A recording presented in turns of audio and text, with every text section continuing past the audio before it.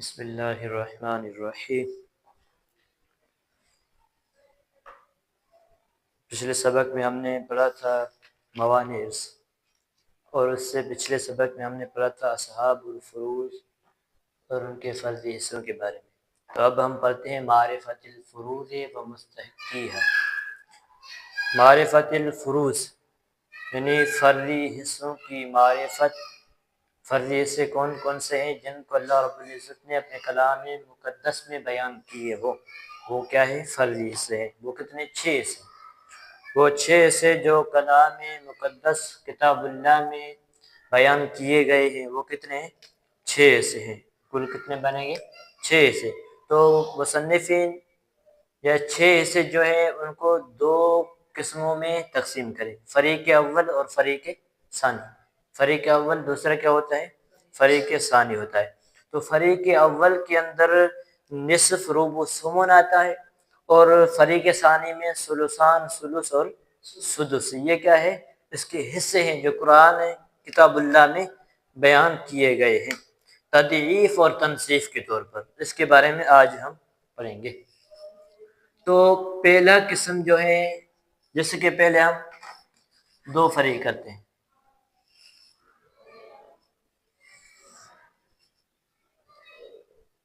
فریق اول،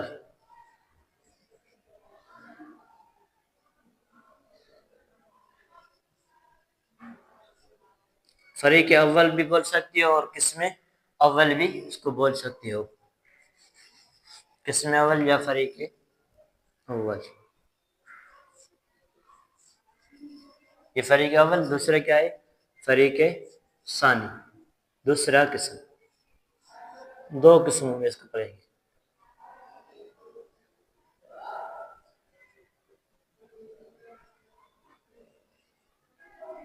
فریق ثانی، ٹھیک ہے۔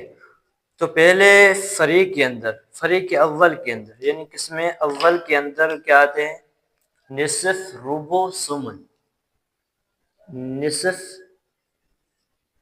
النصف، نصف کسے بولتے ہیں؟ یعنی آدھا۔ اردو میں نصف کیا کہا جاتا ہے؟ آدھا، آدھا، ٹھیک ہے۔ اور اس کو اس طرح بھی پڑھ سکتے ہیں، 1/2، 1/2 بھی کر سکتے ہیں۔ نصف نصف کس میں بولیں گے؟ عربی میں، آدھا اردو میں، اور اس طرح بھی لکھ سکتے ہیں 1/2۔ اور دوسرا کیا ہے؟ الربع۔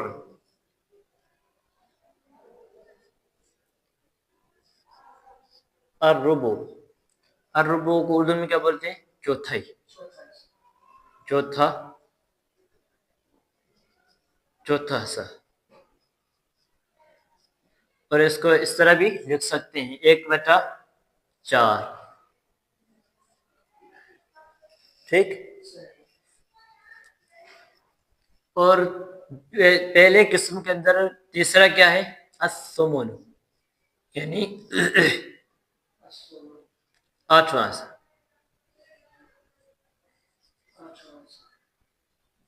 8واں حصہ، ٹھیک۔ اس طرح بھی لکھ سکتے ہیں 1/8، 1/8 بول سکتے ہیں، ٹھیک ہے۔ اور فریق ثانی میں، فریق ثانی میں پہلا کیا ہے؟ الثلثان، یعنی 2/3 حصے، الثلثان،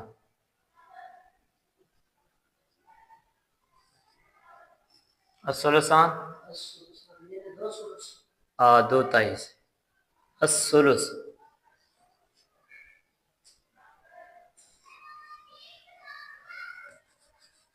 الثلثان، الثلث۔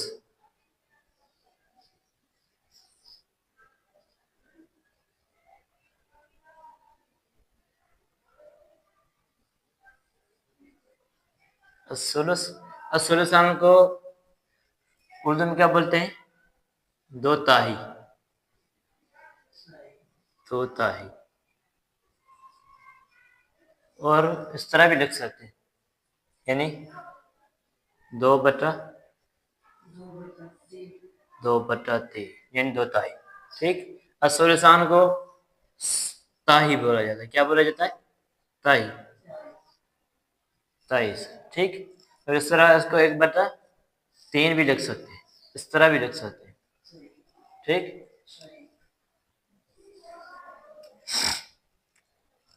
اور اس کے اندر جو تیسرا وہ کیا ہے؟ السدس. سدس یعنی چھٹا حصہ. ٹھیک. اس کو اردو میں کیا بولتے ہیں؟ چھٹا. ٹھیک. اور اس طرح بھی اس کو لکھ سکتے ہیں 1/6.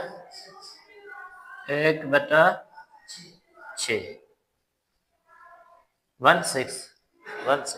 ٹھیک. اب ہم آتے ہیں فریق اول میں نصف، ربع، ثمن، اور فریق ثانی میں ثلثان، ثلث، سدس. ٹھیک ہے. یعنی آدھا، چوتھائی اور آٹھواں پہلے فریق میں، اور دوسرے فریق میں کیا ہے؟ 2/3، تاہی اور چھٹا. ٹھیک. اسی طرح اور آگے ہے کہ تضعیف و تنصیف کے طور پر. ٹھیک ہے. تضعیف و تنصیب کے طور پر. تضعیف کیا ہے؟ تضعیف یعنی دگنا کرنا، کسی قسم کو بس دگنا کرنا. اور تنصیف کیا ہوتا ہے؟ کم کرنا، نیچے کرنا، گھٹانا، نقص کرنا. ٹھیک. تو اگر ہم تضعیف کو دیکھیں، تضعیف کیا ہے؟ یعنی پہلے سومن تھا، سومن کا آدھا ڈبل کیا. سومن کا ڈبل کیا بنے گا؟ ربع. ربع کا ڈبل کیا بنے گا؟ نصف. اسی طرح 8 کا جو ہے وہ ڈبل چوتھائی، چوتھائی کا ڈبل آدھا بنتا ہے. ٹھیک ہے. یہ کیا ہے؟ فریق اول کے اندر سومن کا ڈبل ربع، ربع کا ڈبل نصف. اور اس کے اندر آئے سدس کا ڈبل ثلث، ثلث کا ڈبل کیا ہے؟ ثلثان. یعنی سدس کے اوپر دوسرا سدس لگا تو کیا بنے گا؟ ثلث. ثلثان کے اوپر ثلث لگا تو کیا بنے گا؟ 2 ثلث. یعنی چھٹا کی تائی، تائی کے اوپر کیا ہوگا؟ 2 تائی. اسی طرح یہ کیا ہے؟ تضعیف ہے. یعنی سمن سے ربع، ربع سے نصف، سدس سے ثلث، ثلث سے ثلثان. تنصیف. ٹھیک. تو نصف. ٹھیک ہے. اب تنصیف کے طور پر ہے. نصف کیا ہے؟ نصف کا آدھا کیا بنے گا؟ ربع. ربع کا آدھا کیا بنے گا؟ سمن بنے گا. ٹھیک ہے. اسی طرح آدھے کا آدھا بنا چوتھائی، چوتھائی کا آدھا کیا بنے گا؟ 8. ٹھیک ہے. اسی طرح دوسرے فریق کے اندر ثلثون کا نصف کیا ہوگا؟ ثلث. ثلث کا نصف کیا ہوگا؟ سدس ہوگا. یہ کیا ہے؟ تنصیف کے نیچے، اوپر سے نیچے آؤ تنصیف، اور نیچے سے اوپر جاؤ تو کیا بنے گا؟ تضعیف. جیسے مثال کے طور پر جیسے کہہ دیں کہ 100 روپیہ ہے. ٹھیک ہے. یہ کیا ہے؟ 100 روپیہ. اس 100 روپے کا آدھا کیا بنے گا؟ 50. ٹھیک. 50 کا آدھا کیا بنے گا؟ 25. ٹھیک ہے. 25 کا آدھا کیا بنے گا؟ 25 کا آدھا کیا بنے گا؟ 12. یہ کیا ہے؟ یہ کیا ہے؟ تنصیف. اوپر سے نیچے آئے کم کرتے ہوئے. اگر اس کو تضعیف کرو، 12.5 کا دوسرا حصہ لگا ہوتا دگنا کرو تو 12.5 کو دگنا کرو، 25 کو دگنا کرو، 50 کو دگنا کرو. صحیح ہے. اسی طرح اگر ہم یہ کیا ہے؟ کیا ہے بنے گا؟ یہ پہلے فریق کے اندر بنے گا. نصف سے ربع، ربع سے ثمن. ٹھیک.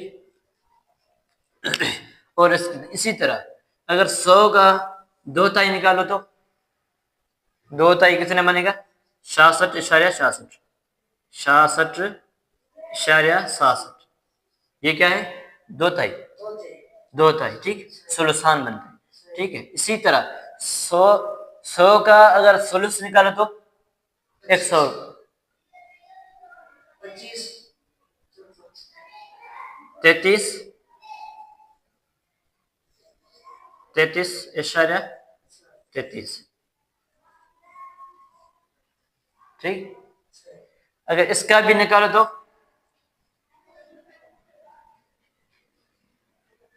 اس 100 کا کیا نکالو؟ سدس نکالو تو کتنا بنے گا؟ 16 16 اشاریہ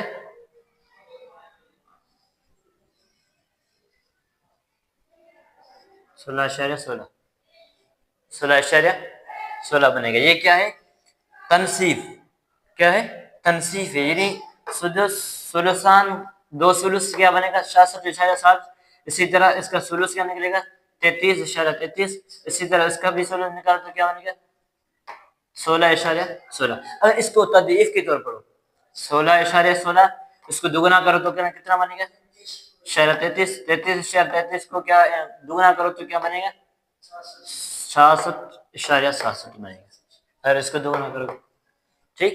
یہ کیا ہے؟ اگر اس کو یہ کیا بنے گا؟ سمن.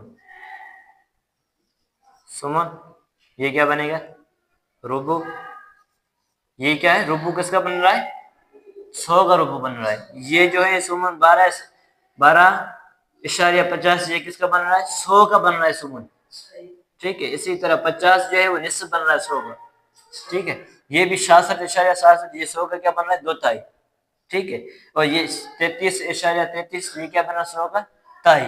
ٹھیک ہے. اسی طرح 16.16 100 کا کیا بن رہا ہے؟ سدس بن رہا ہے. سدس. یہ ہمارا کیا ہے؟ تضعیف و تنصیف کے طور پر.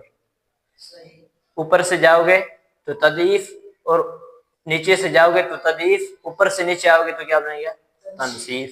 اسی طرح اس کے اندر بھی نیچے سے اوپر جاؤ گے تو کیا بنے گا؟ تضعیف، اور اوپر سے نیچے آؤ گے تو بنے گا تنصیف. اور اس کے بعد جو آج کے پیریڈ کے اندر پڑھنا ہے وہ کیا ہے؟ اصحاب الفرائض. یہی کیا ہے؟ ذوی الفروض. جو قرآن کے اندر حصے موجود ہے وہ کیا ہے؟ 6 سے 3 جو ہیں وہ فریق اول کے اندر اور 3 کیا ہے؟ فریق ثانی کے اندر. یہ ہیں فروض، یعنی جو حصے کتاب اللہ میں بیان کیے گئے ہیں، یعنی معرفت الفروض. یہ معرفت الفروض آ گئی. اب ہم پڑھتے ہیں وہ مستحق ہے. ہم نے پڑھے فریق اول اور فریق ثانی کے اندر. یہ جو 6 سے ہم نے پڑھے ان کے مستحقین کتنے ہیں؟ 12 لوگ ہیں. کتنے؟ 12 افراد. 12 افراد ہیں. ان میں سے 4 مرد ہیں اور 8 عورتیں ہیں. 4 مرد کون کون ہیں؟ پہلا 4 مرد. ٹھیک ہے. اب پڑھتے ہیں مرد حضرات. پہلا کیا ہے؟ 2 3 اور 4. ٹھیک ہے.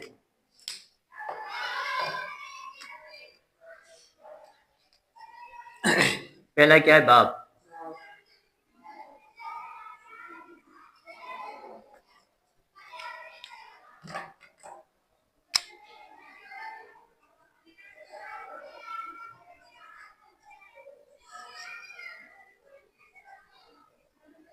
باپ.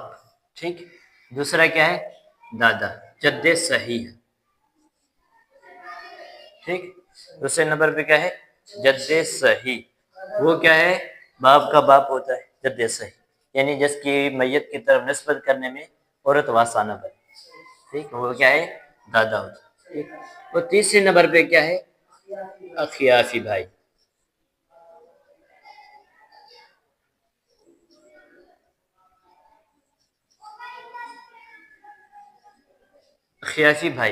اخیافی بھائی کسے کہتے ہیں؟ یعنی ماں شریک بھائی، جو ماں کی طرف سے شریک ہو. ماں شریک بھائی. ہاں، ماں شریک. ٹھیک. اور چوتھے نمبر پہ کیا ہے؟ شوہر. ٹھیک. یہ کیا ہے؟ 12 لوگ ہیں. ٹھیک ہے. ان میں سے 4 کیا ہے؟ مردات. ٹھیک. اور 8 کیا ہے؟ عورتیں. 8 عورتیں. ان میں سے پہلے کیا ہے؟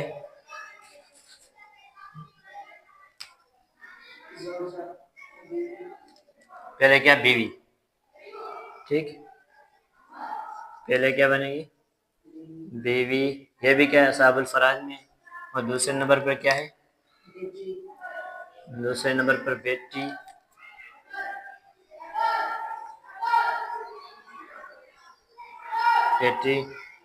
تیسرے نمبر پر کیا ہے؟ پوتی.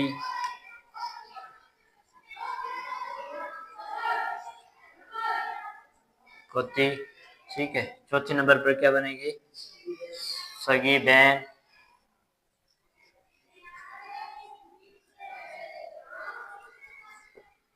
سگی بہن، ٹھیک ہے.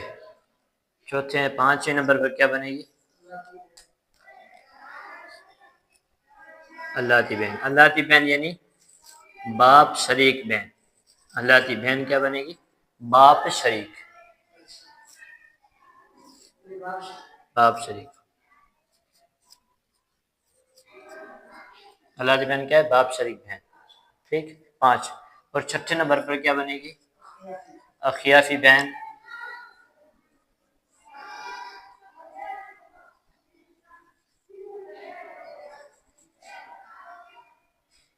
اخیافی بہن تو پڑھ لیا، جیسے کہ اخیافی بھائی ہے، ماں شریک بھائی ہوتا ہے، اسی طرح یہ بھی کیا ہے؟ ماں شریک بہن. اخیافی بہن کو کیا بول دی؟ ماں کی طرف سے جو بہن وہ کیا ہے؟ اخیافی بہن، ماں شریک. ٹھیک. 7ویں نمبر پر کیا بنے گی؟ جدہ صحیحہ. جد صحیحہ یعنی جدہ صحیحہ کے اندر میت کی طرف نسبت کرنے میں جد فاسد واسطہ نہ بنے. ٹھیک. تو وہ کیا ہے؟ جد صحیحہ. جد صحیحہ کے اندر نانی دادی دونوں آ سکتی ہے، نانی دادی. ٹھیک. جیسے کہ میں لکھ دیتا ہوں، نانی اور دادی. نانی دادی دونوں جدہ صحیحہ میں آ سکتی. اور 8ویں نمبر پر جو عورت ہے وہ کیا ہے؟ ماں. ٹھیک. تو یہ جو حصے ہم نے پڑھے تھے 6 حصے فریق اول اور فریق ثانی کے اندر، تو ان میں سے ٹھیک 4 مرد اور 8 عورتیں ان حصوں کے مستحقین ہوتے ہیں. یہ کیا ہے؟ اصحاب الفرائض. ان کے حصے قرآن کریم میں موجود ہیں. اور یہ اصحاب الفرائض جو ہیں وہ کیا 12 لوگ ہیں. ان میں سے اصحاب الفرائض کے ہم نے پہلے بھی اقسام پڑھے تھے کہ 2 اقسام ہیں، نسبی اور سببی. نسبی جو میت کے ساتھ جس کا تعلق نسب سے ہو، ٹھیک ہے، تو وہ نسبی کہلاتے ہیں. اور سببی کیا ہے؟ جس کا میت کے ساتھ تعلق سبب کی وجہ سے، جیسے نکاح ہے، یہ ایک سبب ہے. تو میاں اور بیوی، شوہر اور بیوی، یہ دونوں شوہر اور بیوی یہ دونوں کیا ہے؟ اصحاب الفرائض سببی ہیں. اور باقی جو 10 لوگ ہیں یہ کیا اصحاب الفرائض نسبی ہیں. تو اس کے اندر فرق یہ ہے کہ اصحاب الفرائض نسبی اور سببی، جب مال واپس اصحاب الفرائض کی طرف لوٹے گا تو صرف بس صرف اصحاب الفرائض نسبی کو دیا جائے گا، سببی کو نہیں دیا جائے گا، میاں بیوی کو نہیں ملے گا. تو یہی فرق ہے اس دونوں کے اندر. اور یہ بھی یاد کر لیں کہ جب بھی کہیں بھی آپ کو صرف یہ ملے کہ میت کے رشتہ دار، صرف رشتہ دار ملے، تو اس سے مراد کیا ہوتا ہے؟ میت کے رشتہ دار ہوں گے. ایسا نہ ہو کسی بھی مسئلے میں کوئی ایسا بھی بول دے کہ فلاں کا یہ بھائی ہے، فلاں کی ماں ہے، فلاں کی بیوی ہے، تو اس طرح یہ مسئلے کے اندر کیا مسئلہ حل کرنے میں دشواری محسوس ہوگی اور دشواری ہوگی. تو اسی لیے جہاں کہیں بھی رشتہ دار مراد ہوں گے اس مسئلے کے اندر، تو اس سے مراد وہ میت کی ورثہ ہے، میت کے رشتہ دار ہیں.